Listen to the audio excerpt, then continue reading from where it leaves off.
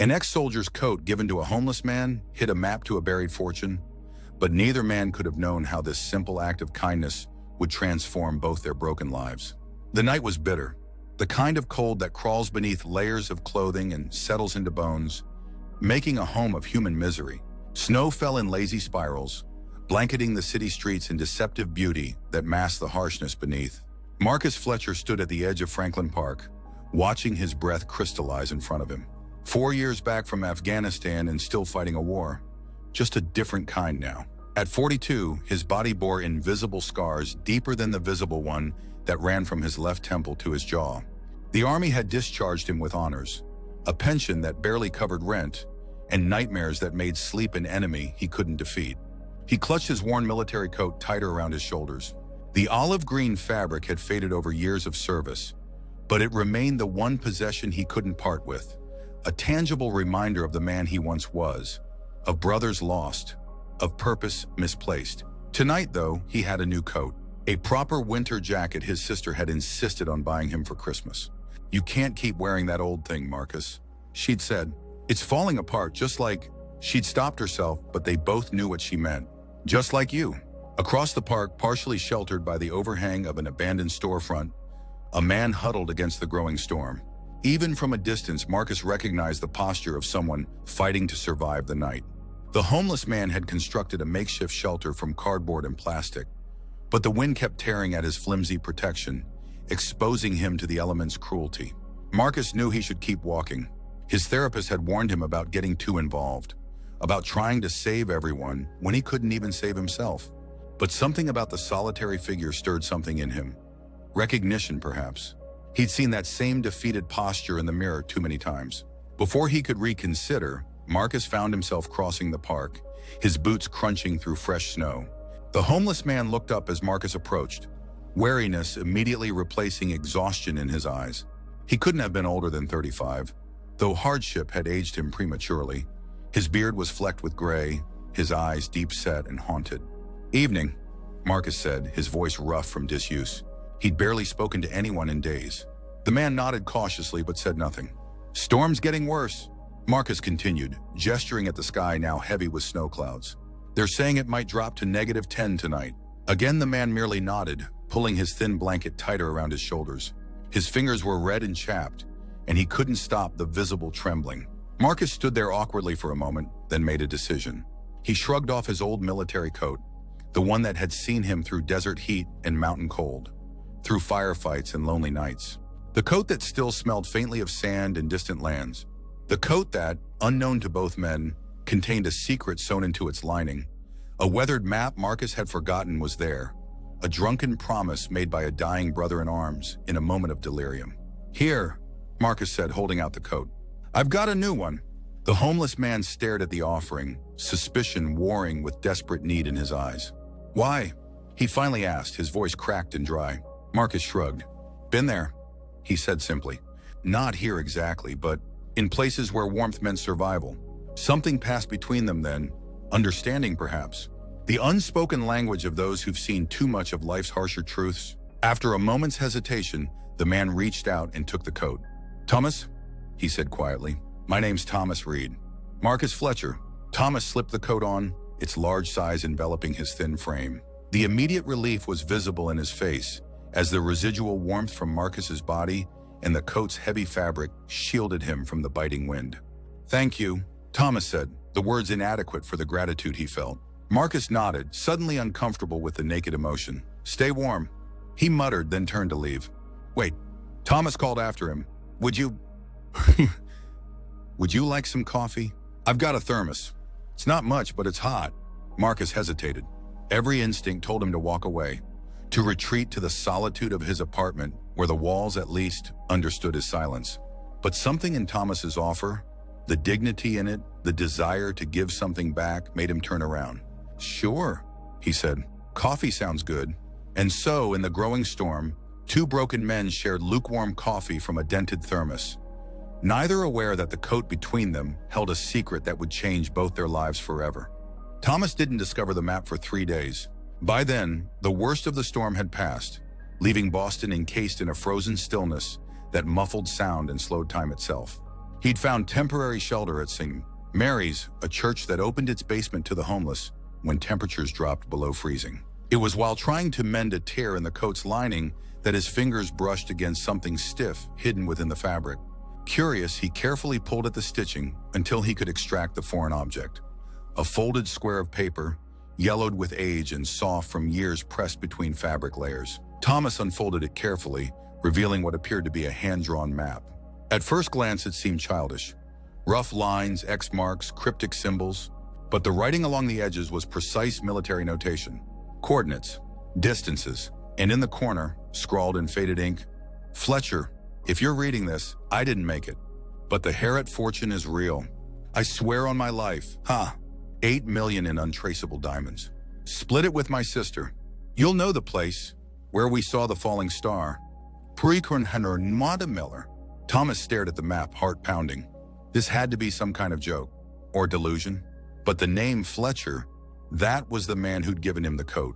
The ex-soldier. Thomas could see it now in the way the man had carried himself, in the distant look in his eyes that Thomas recognized from other veterans he'd met on the streets. He carefully refolded the map, mind racing. The right thing would be to return it. The coat had been a gift, yes, but this was clearly something personal, maybe even valuable. But another part of him, the part hardened by years of survival on the streets, whispered that finders keepers had always been the rule of his world. Thomas had not always been homeless. Once he'd been Thomas Reed, promising architectural student with a future as solid as the structures he designed, until the accident that took his fiancée and left him with a prescription pain pill addiction that devoured everything: his career, his family relationships, his home. 5 years on the streets had taught him that opportunities never came twice. But something about the soldier's eyes haunted him. The simple kindness of the coat when kindness had become so rare in Thomas's world. By morning, he knew what he had to do. Finding Marcus Fletcher proved surprisingly easy. The coat had a name tape still sewn inside the collar, with the full name. A few inquiries at the VA center led Thomas to a rundown apartment building in Dorchester. Standing outside the weather-beaten door of apartment 3B, Thomas clutched the map in his pocket, suddenly uncertain. Before he could reconsider, he knocked. Footsteps approached, followed by silence, the hesitation of someone unused to visitors. Finally, the door opened, and Marcus stood there, surprise evident on his face. "Thomas?" Recognition dawned slowly, followed by wariness. "How did you find me?" Thomas shifted uncomfortably. "Your name was in the coat. I asked around at the VA." He paused, then pulled out the folded map. "I found this, hidden in the lining. I think it's yours." Marcus stared at the yellowed paper, his expression unreadable. Slowly, he reached out and took it, unfolding it with careful fingers. Thomas watched as the ex-soldier's face transformed. Confusion, then shock, then something like grief washing over his features in rapid succession. "Miller," Marcus whispered, so softly Thomas almost missed it. His finger traced the scrawled signature, and for a moment, Thomas thought he saw tears in the hardened soldier's eyes. "You could have kept this," Marcus said finally, looking up at Thomas with an intensity that made him want to step back. Thomas shrugged, uncomfortable under the scrutiny. "Didn't seem right. It wasn't mine." A long silence stretched between them, broken only by the distant sound of a siren wailing somewhere in the city. "You better come in," Marcus said at last, stepping back from the doorway. Thomas hesitated. In his world, entering another man's territory came with risks. But curiosity about the map, about this solemn ex-soldier, about what Harriet fortune might mean, pulled him forward. The apartment was sparse but meticulously clean. Military habits that hadn't faded with civilian life. No personal photos adorned the walls. No mementos or decorations softened the functional space. It reminded Thomas of temporary shelters, places lived in but not inhabited. Marcus gestured to a kitchen chair, then busied himself making coffee with mechanical precision. Thomas sat, taking in the bare countertops, the single plate drying by the sink, the absence that permeated every corner of the room. "Staff Sergeant James Miller," Marcus said abruptly, his back still turned as he measured coffee grounds. "We served together in Afghanistan, Herat Province." His movements were controlled, deliberate. He didn't make it back. Thomas remained silent, sensing that any response would be inadequate. "He used to talk about diamonds," Marcus continued, the coffee maker now gurgling between them. "Said the local warlords were sitting on millions worth, untraceable. Most of us thought he was just dreaming. Everybody had some fantasy about coming home rich. He turned, leaning against the counter. The night before our convoy hit an IED, we were on watch together. Saw a meteorite, a falling star? Miller said it was an omen. He fell silent, lost in memory. Thomas waited, understanding the weight of shared confidences, how they form bridges between the most unlikely of people. The explosion hit his vehicle, Marcus finally said. He lived long enough to reach the field hospital. I visited him there, but he wasn't lucid. Kept talking about the diamonds, about a map. I thought it was the morphine talking. A bitter smile twisted his lips. Never thought to check the code he gave me. Too hot for you in Texas, he said. Take mine. Marcus poured 2 mugs of coffee, set one before Thomas. And now here you are, bringing back ghosts. Thomas wrapped his hands around the warm mug, grateful for its heat. Do you think it's real? He asked quietly. The fortune? Marcus stared at the map spread between them on the table. Miller wasn't a liar. Crazy sometimes, but not a liar. He looked up, meeting Thomas's eyes directly. Why did you bring this back? Most people wouldn't have. Thomas considered the question, searching for an answer that didn't sound trite. The coat was the first gift I'd received in years, he said finally. Reminded me that I was still visible, still human to somebody. He shrugged. Didn't feel right to take more than was offered. Something shifted in Marcus's expression. Respect, perhaps, or recognition. He nodded slowly, then looked back at the map. It's pointing to somewhere in the Blue Hills Reservation, he said. Just outside the city? Miller and I hiked there once on leave. You're going to look for it? Thomas asked. Marcus was quiet for a long moment. I don't know, he admitted. Part of me wants to leave it buried. Let sleeping dogs lie. He sipped his coffee. What would you do with $8 million, Thomas? The question caught Thomas off guard.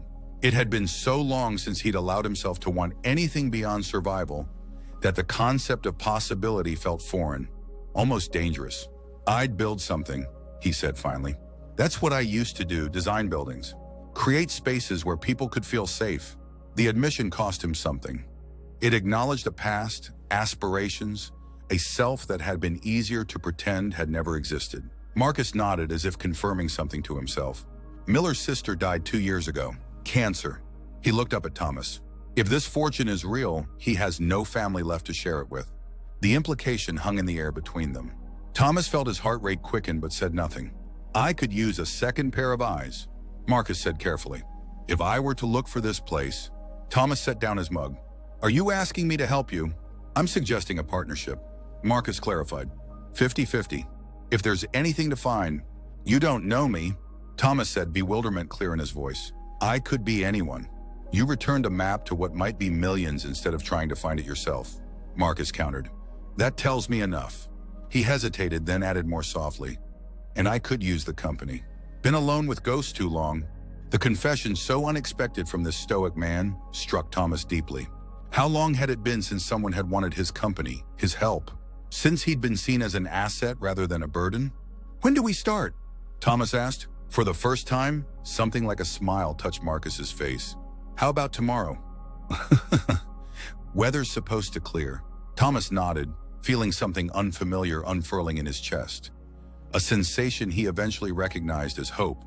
Dawn broke clear and cold over Boston the next morning. Thomas arrived at Marcus's apartment to find the ex-soldier already prepared, dressed in hiking boots and practical layers, a backpack containing supplies resting by the door. Wasn't sure you'd come, Marcus said by way of greeting. Thomas shrugged. Nowhere else to be. Marcus nodded, then handed Thomas a bundle of clothing. These should fit. Can't hike in what you're wearing. Thomas accepted the clothes, thick socks, thermal underwear, fleece pullover, and waterproof pants, with awkward gratitude. Clean clothes that weren't charity cast-offs were a luxury he'd almost forgotten. Bathrooms down the hall, Marcus said, turning away to give Thomas privacy. Coffee's ready when you are. 20 minutes later, they were on a commuter rail heading south out of the city. Thomas sat stiffly in the clean clothes, feeling like an imposter in a costume. Beside him, Marcus studied the map, occasionally making notes in a small notebook. The meteorite site should be about 2 miles in from the Ponkapog trailhead, he explained quietly. If I'm reading Miller's notes right, he used it as a landmark. Thomas nodded, trying to focus on the map rather than the suspicious glances from other passengers. Even in borrowed clothes, he knew he carried the invisible mark of homelessness. It was in his too thin frame, the weathered quality of his skin, the wariness that never quite left his eyes. As if sensing his discomfort, Marcus shifted slightly, angling his body to block Thomas from the rest of the car. The subtle gesture of protection wasn't lost on Thomas, who felt a surge of gratitude toward this strange, quiet man. The Blue Hills Reservation welcomed them with pristine snow and silence. Their boots crunched through the fresh powder as they followed the trail, their breath forming clouds in the crisp air. Despite the cold, Thomas felt more alive than he had in years. The simple purpose of putting one foot in front of another, of being trusted with a task, filled him with a forgotten energy. Marcus moved with the easy confidence of someone accustomed to navigating unfamiliar terrain. He checked the map frequently, comparing landmarks against Miller's cryptic notations. They spoke little, but the silence between them had evolved from awkward to companionable. Miller was obsessed with astronomy, Marcus said suddenly as they paused for water. Used to point out constellations on night watch. Said the stars were the same in Afghanistan as back home. Kept him grounded. Thomas nodded, understanding the need for constance in a shifting world. My father taught me the stars, he offered. We'd camp in our backyard and he'd tell me stories about the constellations. Marcus glanced at him with interest. You close with your family? Was, Thomas corrected. They tried to help when I fell apart. I pushed them away. Pride, I guess, or shame. He shrugged. Eventually, they stopped trying. Marcus nodded, not with pity, but with recognition. Family can be complicated. They want to fix you, but some things can't be fixed. Just lived with. Yeah, Thomas agreed softly. Exactly like that. They continued hiking, the conversation opening something between them. Not quite friendship yet, but the possibility of understanding. Near midday, Marcus stopped abruptly, consulting the map with increased intensity. This is it, he said, looking up at a rocky outcropping that rose from the snow-covered ground. This matches Miller's description of where they watched the meteor shower. Thomas surveyed the area, a natural clearing surrounded by pine trees, offering a clear view of the sky. Even in daylight, he could imagine how the stars would appear from this spot, unobstructed by trees or light pollution. Marcus unfolded the map completely, orienting it to their surroundings. According to this, we need to find a pine with a split trunk, then measure 40 paces northeast. They separated to search the perimeter of the clearing. Thomas moved methodically, examining each tree, his architectural training helping him assess the landscape systematically. The cold had begun to seep through his borrowed layers, but he barely noticed, focused entirely on the task. Here, Marcus called after 15 minutes of searching. I think this is it. Thomas joined him beside a massive pine that had clearly been struck by lightning years ago. Its trunk split halfway down, but the tree somehow surviving, growing around its wound. Marcus held up the map, comparing the rough sketch to the actual tree. The resemblance was unmistakable. 40 paces northeast, Marcus murmured, pulling a compass from his pocket. Together, they counted the steps, arriving at a nondescript patch of ground beneath a smaller pine. Nothing marked it as special, no X, no disturbed earth, nothing to suggest treasure lay beneath. Now what? Thomas asked. Marcus knelt, brushing away snow to reveal frozen ground. Now we dig, he said, removing a collapsible shovel from his backpack. They took turns breaking through the frozen topsoil, each man working until his hands grew too cold, then passing the shovel to the other. The physical labor was grueling, but somehow satisfying. A concrete task with a tangible goal, so different from the nebulous struggle of daily survival. After an hour, Thomas's shovel hit something solid, not rock, but metal. They exchanged a glance charged with sudden tension, then redoubled their efforts, clearing earth around their discovery. It was an ammunition box, military grade, sealed with lock and tape. Marcus stared at it, his expression unreadable. Thomas stood back, suddenly feeling like an intruder in a private moment. Could be nothing, Marcus said, his voice carefully controlled. Miller liked practical jokes. Thomas nodded, saying nothing as Marcus knelt to brush dirt from the box's surface. His hands trembled slightly as he pulled a pocket knife from his jacket, using it to cut through the weathered tape. The lock was rusted but gave way after Marcus applied pressure in just the right spot. A military trick, Thomas guessed. The lid creaked open, and both men leaned forward, breaths held in anticipation. Inside lay a smaller box wrapped in waterproof material, a sealed envelope resting on top. Marcus opened the envelope first, unfolding a letter written in a hurried hand. As he read, his expression shifted from tension to something more complex. Grief, wonder, perhaps even peace. It's from Miller, he said softly. He wrote it the night before the ambush. Said he had a feeling. Marcus cleared his throat. Fletcher, if you're reading this, my premonition was right. Don't waste time grieving. I've had a good run. The diamonds are real. Won them in a poker game from a contractor who was smuggling them out. Not stolen, just untaxed. Your conscience is clear. Ormain, Marcus paused, taking a steadying breath before continuing. Build something with this chance. That's what I was going to do. Start over somewhere quiet. Since I can't, you do it for both of us. And remember what we saw that night under the stars. How small we are. How vast the possibilities. Silence fell between them as Marcus carefully refolded the letter. Then with deliberate movements, he unwrapped the inner box and opened it. Nestled in black cloth lay dozens of uncut diamonds.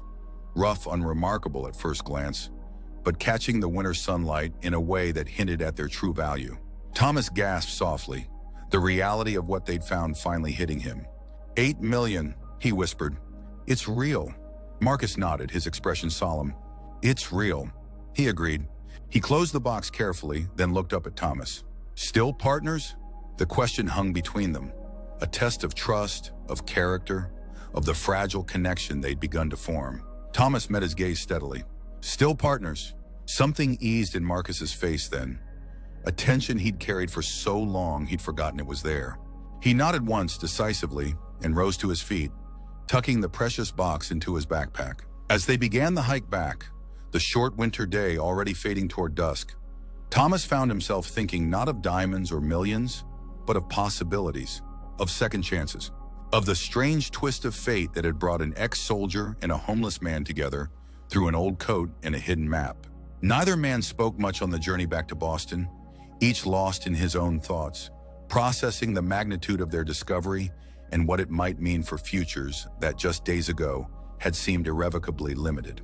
It wasn't until they reached Marcus's apartment, the precious cargo safely stowed between them, that they finally discussed what came next. We'll need someone trustworthy to appraise and sell them, Marcus said, setting a pot of coffee to brew. I have a contact, former military, works in jewelry now. She'll be discreet. Thomas nodded, still struggling to fully comprehend the reality of their situation. And then, Marcus leaned against the counter, studying Thomas with thoughtful eyes. And then we decide what to build, he said simply. Spring came early to Boston that year, melting away the harshest winter in recent memory. On a bright April morning, Thomas stood before a red brick building in Dorchester, watching as workers installed a sign above the entrance. Miller House, Veterans and Community Transitional Center. Beside him, Marcus surveyed the work with quiet satisfaction. The past 3 months had transformed both men in ways neither had anticipated. The diamonds had indeed been worth millions, 7.6 to be exact, after Marcus's jewelry contact had arranged discreet sales through legitimate channels.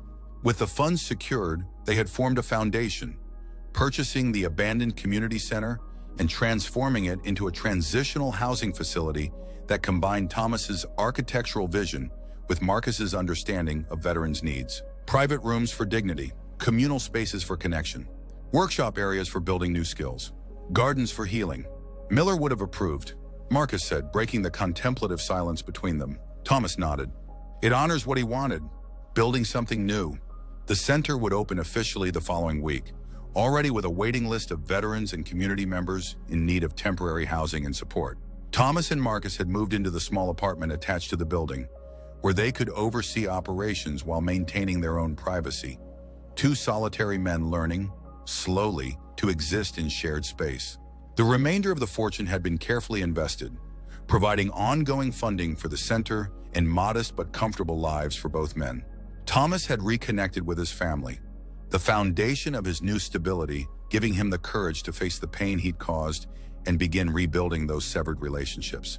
Marcus still had nightmares, still carried the weight of his experiences, but the purposeful work had given him something he'd lost after leaving the military: a mission, a reason to keep moving forward. The therapist he'd finally agreed to see regularly noted significant improvements in his PTSD symptoms. You know, Thomas said as they watched the sign being secured into place, I never thanked you properly. Marcus raised an eyebrow. For what? The coat, Thomas said simply. Even without the map, without all of this, he gestured at the building. That coat got me through the worst winter of my life. Marcus was quiet for a moment, then said, I think we saved each other.